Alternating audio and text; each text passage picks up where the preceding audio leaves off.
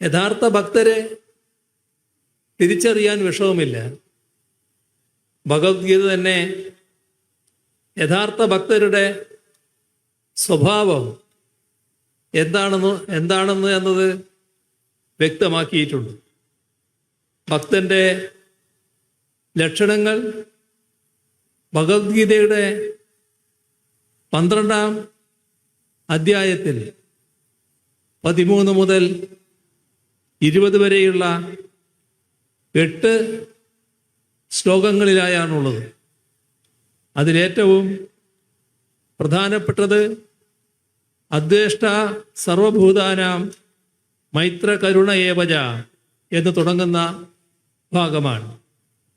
ഒന്നിനെയും ദ്വേഷിക്കാത്തവനും എല്ലാത്തിനും മിത്രമായിരിക്കുന്നവനും എല്ലാവരിലും ദയയുള്ളവനും സുഖദുഃഖങ്ങളിൽ ഭാവഭേദമില്ലാത്തവനും എന്തും ക്ഷമിക്കുകയും സഹിക്കുകയും ചെയ്യുന്നവനും ആയിരിക്കും ഭക്തൻ എന്നതാണ് ആ ഗീതാ നിർവചനം.